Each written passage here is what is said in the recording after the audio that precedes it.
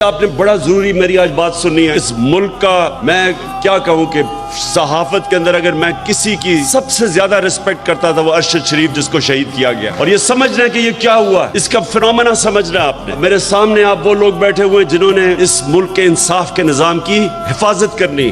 अब सुने कि इंसानी माशरे और जानवरों के माशरे में क्या फर्क है, ये समझना है आपने।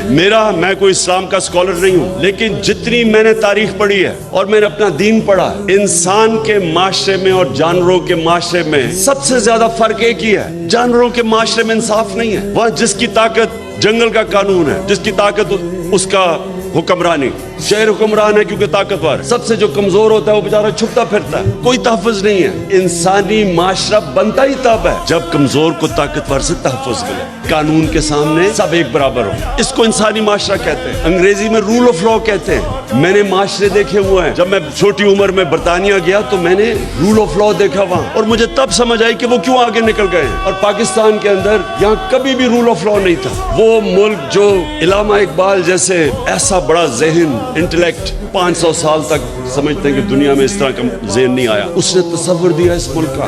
मदीना की रियासत के असूलों के ऊपर इस मुल्क ने खड़ा होना था, इस्लामी फलाई रियासत। तो मदीना की रियासत का असूल तो नंबर 1 अदल और इंसाफ था।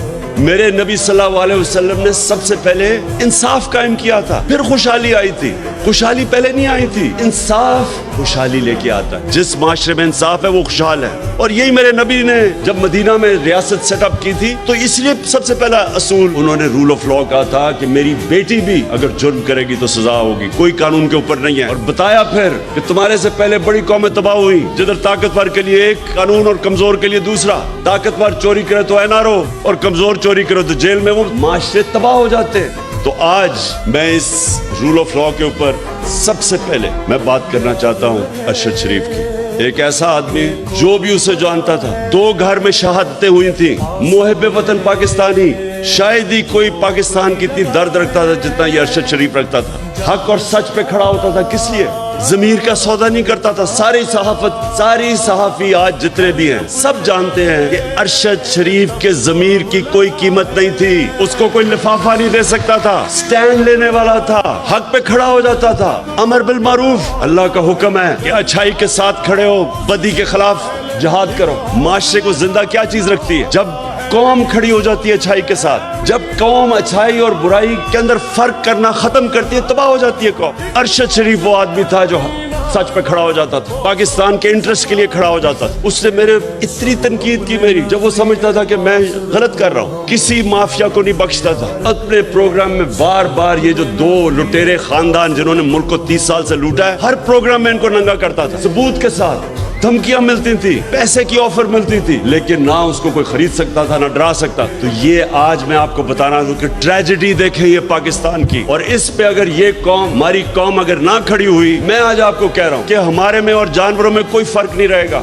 अरशद शरीफ, इसको जब धमकियां आई, नाम मालूम नंबरों से धमकियां आई कि ये ना कहो, सच ना बोलो, ये जो रजीम चेंज हुई है, वो जब इसको एक्सपोज करना शुरू किया, उसके ऊपर धमकियां आई, डराया गया। फिर मुझे इंफॉर्मेशन आई कि इसको मारने लगे हैं। उसके घर में घुस के उन्होंने डराया उसको, उसकी फैमिली के सामने बाहर गाड़ियां खड़ी होती थी, डराते थे सिर्फ इसलिए कि वो सच ना बोले।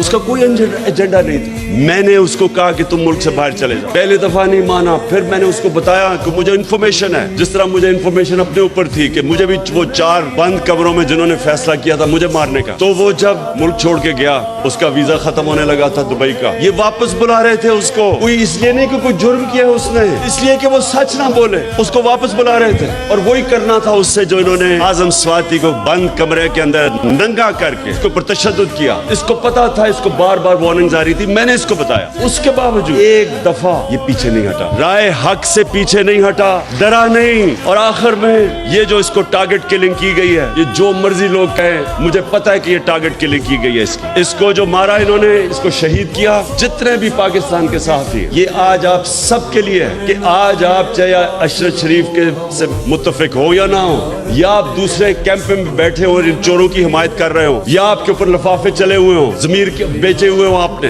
फिर भी मैं आप सबको कहता हूं कि ये है पाकिस्तान का वो सहाफी। शायद ही मैंने इतना दिलेर, ईमानदार और मुहिब वतन सहाफी देखा हो जो बिल्कुल अपने मौक़िफ़ से पीछे नहीं हटा, जान अपनी खतरे में डाल के वो खड़ा रहा राय हक के ऊपर।